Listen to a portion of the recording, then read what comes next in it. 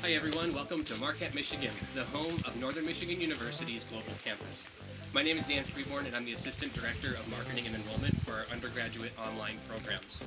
We serve just over 600 fully online learners from the undergraduate to graduate level, 39% of which are at the undergraduate level, and that's our primary demographic that I'll be talking about today. I manage our email communication, print communication, paid social. I'm also the primary contact for the admissions funnel, so all the way from lead up till enrollment, helping our students through that process to realize their goals. In our unit, the Global Campus, we have 3 folks that are on the ground working with students. We've got our director, our assistant director of academic support services, and myself, the assistant director of marketing and enrollment. Between the 3 of us, we've got a pretty well-oiled machine here. Last semester, fall 2020, we saw a 17% increase in new enrollments. Right now, we're at a 21% increase in new admitted students for the upcoming semester, and on track at about a 35% increase in new enrollments. We'll start off by exploring high-level email communication plan development, a strategy for how to reach your students. We'll talk about brainstorming ideas for which content to use, and then we'll get deep into content development and content design. Finally, we'll learn how to analyze the results of your email sends so you can make informed decisions on how to change messaging in the future. Although our institutions are unique and we operate very differently and maybe have different structures and setups, I hope you can take some information today and apply it to your business practice to help better reach your students through email messaging. Feel free to add questions into the chat function, and I'll stick around after the presentation to answer any questions as well. Let's head to the studio and we'll talk email.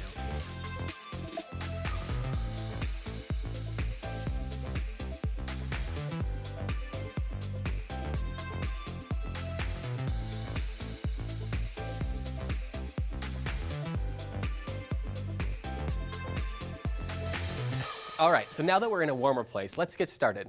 As a refresher, we're going to be talking about maximizing your automated email communication plan to influence enrollment. We'll start at the high-level planning stage, collecting content and determining which types of messages you'd like to send out, designing the content to fill those emails, and then we'll talk about analyzing the results to determine whether or not the engagement is sufficient enough to keep that in a campaign.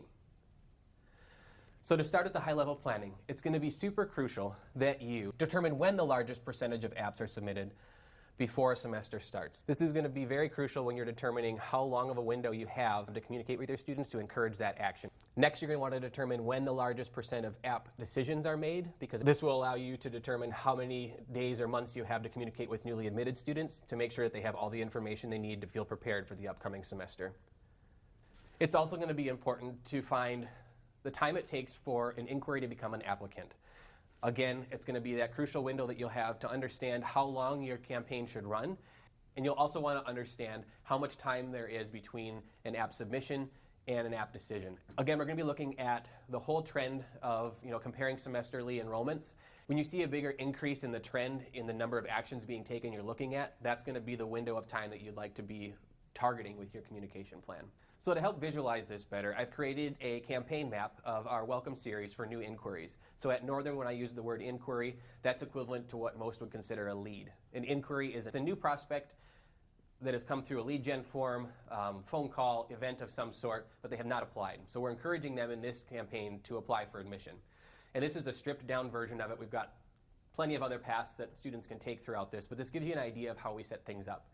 After we've looked at our historical data, we determined that there's a good about 2-month window that our inquiries are in our pool before they take an action. And you can see as we're zooming in the cadence of the emails that are going out. Kind of front-loaded, they're getting them pretty quickly right after their initial inquiry, and then we spread them out, eventually getting to about 2 weeks apart. And in between all this, we have different engagement splits, and the campaign will look to see whether or not a student has opened an email, whether they've clicked and things like that, and then their behaviors triggers different paths that they could take throughout this journey.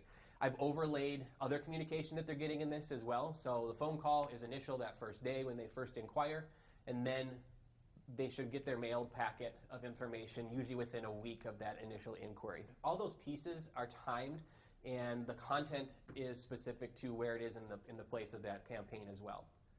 And we'll get into that a little bit more later on. So when it comes to collecting the specific types of content that you should be using in your emails, each institution is going to have a pretty good idea already of what their students value the most as far as the information they need to make an educated decision on whether or not the program at your institution is right for them. The common ones that everybody likely knows would be the academic program details, time to degree completion, how will their transfer credits come in if they're a transfer student and they have previous credit. Cost of attendance is a huge one as well. A lot of them like to be reassured that adding school into their already busy schedule is doable.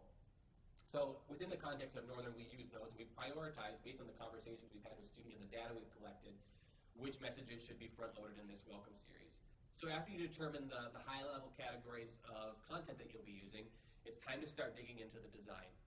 A rule that I usually keep in mind when I'm developing content is to keep it generally specific. And although these two terms are contradictory to each other, I think it's a really important thing to keep in mind, because we mentioned those high-level topic areas like time to degree completion, academic program details, cost of attendance, and things like that. Those are all pieces of information that every student likely will need to get, but based on the individual preferences of each individual student and based on the attributes that you've collected on them and have stored in your CRM, they're going to need relevant information on those topics that's specific to where they are. So transfer students obviously would need more information about transfer credit equivalency. Re-entry students want to be addressed in a way that acknowledges that they've actually attended your institution before and that you're welcoming them back. So it's important to keep in mind those high-level general topics, but how can you make those general topics hyper-applicable to each individual student? And that's going to be the key to influencing that enrollment, because you're talking to that individual student at a level where they're at and you're meeting them where they are. So the only way I could think of to give you a visual on this is to show it in a funnel. And what better way to do that for enrollment managers and marketers, just so we're all on the same page. It's less likely that we're going to forget this. What you're seeing here are two different examples of a content funnel. The high level at the top, so cost. Down below, we're going to see tuition rates. Below that, we'll see residency if it's applicable, and then also scholarship opportunities. So the high level, of course, the students want to know what it's going to cost them to attend. Below that, we're going to have tuition rates. So for some institutions, they have one flat rate. Some charge by the credit hour. Some have upper and lower division tuition rates. And some of them have a combination of all that or other. So it's going to be important, based on the information you know, to provide the information that's most specific to that student. A level further, if you have differential rates for out-of-state tuition versus in-state, you'll want to make sure that you're providing the information that's specific to those students based on their state of residency. And then also, if there are scholarships or special unique financial situations that a student could take advantage of, you'll want to make sure you can address that matter with them in their email as well.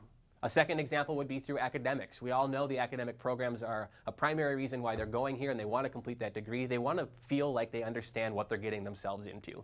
So the high level of this email would be, of course, the academic program, and then the program details will get very specific based on which program they're enrolling in.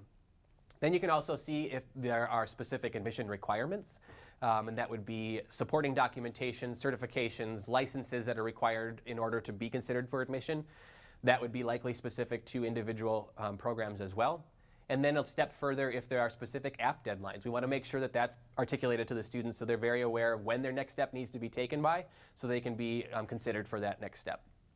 So I'm going to give you a couple examples of a couple emails that we use and show you how we've used this hierarchy of content design to best serve our students. So the first one I'm going to show you is our second message in our welcome campaign for new inquiries.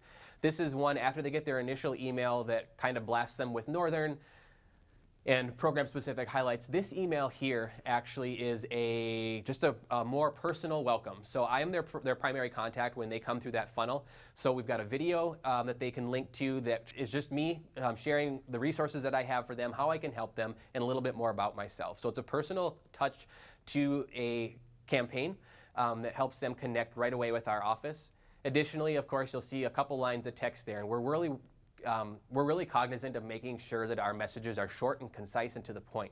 Most of our students don't want to dig through the fluff, and they just want what they need to know in a quick manner. So we've shortened all of our messages to 2 to 3 sentences. And what we've done with this context here then, again, it's a general welcome message. Everybody should be connected to a personal contact within our office. And then the text is actually the part that gets specific. And this is where we leverage dynamic content in the Marketing Cloud. So what we've done for each student type, freshman, post-bac, re-entry, and transfer, those students are getting a different message based on their stage. So a transfer student, we want to acknowledge that they have previous college credit and that they can leverage that here. For re-entry students, of course, we want to acknowledge that they've already attended Northern and that they can trust us for their online education, and we're welcoming them back to the community.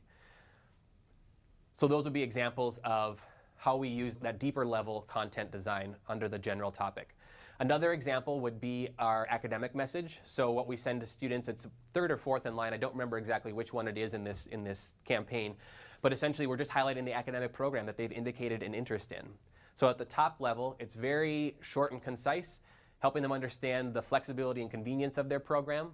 And then we've designed some vector graphics that are specific to each major. And you can see in the example here, this is all the dynamic content we've created for this specific message. So based on a student's attributes in their CRM, their specific vector graphics would show up for the program they've showed an interest in.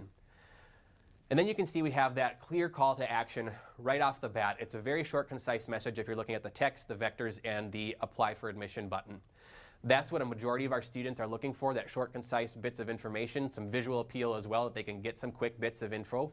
And then we also want to recognize that some students do want some more information and they want to dive deeper and get to know us a little bit better. So we provided an opportunity below that initial call for action for them to get some more. It's not a requirement, it's extra fluff if they want that. So what we've done is created some dynamic content and collected faculty quotes from each of the individual academic programs.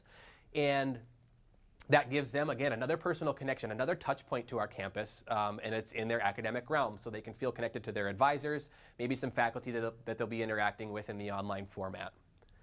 And that, again, populates based on the attributes that are collected in our Salesforce CRM. If you are combining short, concise messages and then having some extra information below, you'll want to make sure that you have two very clear calls to action that are the same. We want to make sure that the emails are directing them to the exact same call to action. That's going to funnel students into that action and really drive home that that's their next step. So having that clearly identified call to action after the short message is going to be key for those students, but also having it at the bottom of the longer message is going to be a key as well to draw the eyes of those students that want to get a little bit more information and still allow them opportunity at the bottom of their message to take that action. So I'd love to share with you a little bit about our analytics as well, specifically related to our welcome campaign. So again, for our series of emails going to new inquiries, as you can see here, this is an example of our open rates, click-through rates, click-to-open rate, and unsubscribe rate. These are the basic 4 KPIs for email engagement. So I found engagement benchmarks for the higher ed industry for each of these 4 KPIs. For open rate, it's about a 26 to 29%, which is expected. Click-through rate, which would be the number of clicks divided by the number of emails that were delivered successfully, that's going to fall around the 5% range for industry standard. The click-to-open rate, which is the clicks divided by the number of emails opened, is going to be about a 15%. And then what we find for the unsubscribe rate is a 0.01. Of course, you have to assume that there will be some unsubscribes, keep that as low as we possibly can.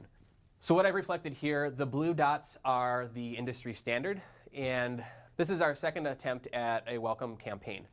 So our first attempt was in 2019-2020. So we let our messages roll out for a year to make sure we had enough analytics and enough prospects in that campaign to be able to make an informed decision. So we have several thousand emails that went out in this, and we were able to track that engagement. And we found after that year that we were performing pretty significantly below the industry standard, as you can see reflected in the yellow dots on this diagram. So that's when our review process happened, looking through engagement rates, looking to see which types of content seem to resonate more with individuals based on click-through rates and things like that. And we were able to strategize which emails from that campaign should be reused again or maybe tweaked a little bit. And we could also shuffle the order based on how we saw students engaging when that initial email was delivered in the cadence of that campaign. So we revised everything after that yearly review, and we launched a new one for the 2020-21 academic year, and we're really, really happy with the way that's turning out. Our results are in the green dots here. We're performing well above the industry standard at this point, and we've got significantly less emails that have gone out so far because it's a relatively new campaign. This began in August. So considering the fact that we have less emails going out, but we have really high engagement rates is really encouraging to us. So we'll be looking forward to watching the trends on that later on. Another quick example of some analytics we've done, we also have an admitted student campaign that runs from as soon as a student is initially admitted to the university all the way through their time of enrollment. And we're finding that window is about a 2-month window as well. That's when most of our applications are coming in for the upcoming semester. So we've got a really short amount of time to make sure they have the information they need to feel prepared for that upcoming semester. So we've had this running for quite a while now, several months, and we can proudly say that we're outperforming those industry standards by a significant amount. The margins you can see there with the open rates, we're about 26% above the industry standard. Click-through rates looking really good too. We expected to have higher engagements just because our students are more committed at the funnel. It's deeper in that funnel, so it makes sense, but we're still really pleased that those messages are resonating with them and they're taking the appropriate actions to enroll. And we've seen those results, as I mentioned in the beginning of the presentation. Last semester, we were up about a 16% in overall new enrollments. This semester, we're tracking right now with about a 35% increase in new enrollments at this time. So there's still a lot of time between now and the winter semester, but we're really pleased with the way things are turning out, and we're confident that our students are getting the messages that we need. Of course, this is a supplement to the individual hard work that our team is doing. Our Director of Operations and an Assistant Director of Academic Support Services are critical to the success of our students moving through the funnel and getting in and enrolled in courses. We do personalized degree evaluation plans for each of our students if they request it, and we review their unofficial transcripts to give them a really solid idea of their time to degree completion. We're finding that action alone is returning about 64% on our enrollments. So those that have received that unofficial degree evaluation are really translating into enrolled students later on because they're much more confident in time at Northern is going to be like. I hope this information was helpful to you. As a refresher, again, when you're developing this email strategy, look at your historical data. Determine how your prospects behave. When is that ideal window that you're finding that a majority of students are turning from an inquiry to an app, or from an app to admitted, or admitted to enrolled? That's going to give you that key time frame that you want to be targeting them with messages. Of course, there's going to be outliers. There's going to be exceptions to every rule, but that's going to make sure that you're reaching the majority of your students in a time that fits most of the behavior that you're seeing. That's something that can be evaluated yearly, semesterly, however often you want to do it. I can't commit to doing that semesterly, it's just too much work, but it's really helpful at a yearly basis just to take a glance to see if that window of time is still accurate. And if not, how can you adjust that? How might you be able to spread the cadence out a little bit of the emails, or maybe shrink it down and get it to them a little bit sooner? The next part, collecting your content. Think through what you've heard from your students, the data you've collected, what types of information do they like to know, do they want to know, what do they respond well to so far, and make a plan to collect some content for that. Think of that generally specific rule, general content that everybody needs to know, but how do you make it hyper-specific and hyper-applicable to that individual student to meet them where they currently are? From there, analytics. Let it run for a while. Don't expect amazing outcomes after the first day or the first week. It's really tempting after you launch a campaign to check it every second and every hour to see how many emails have gone out, what the click-through rates are. It really needs to take some time. Let it nurture for a while, let it run its course, and let the students tell you what's working and what's not. We chose to use about a year to evaluate ours because we do work with a relatively low number of students. We're in the hundreds for our students in our campaigns. We're sending emails in the numbers of around the thousands. We're not at the 10,000 range or anything. So again, it is a smaller population, so we want to make sure we're accumulating enough data to make informed decisions for this. And we feel like we've done that really well, and we're really excited about the outcomes that we're seeing. Thanks again for joining today. I hope you feel like you can use some of this information at your institutions to implement into your business practices and your strategic planning for email communication. I'm always available for questions. I'll hang around for 10 or 15 minutes when this is finished, and I'm also available on LinkedIn or email. Feel free to get a hold of me. I'd be happy to talk through any questions that you have, or walk you through some scenarios. We can connect later on. So thanks again for watching, and have a great night.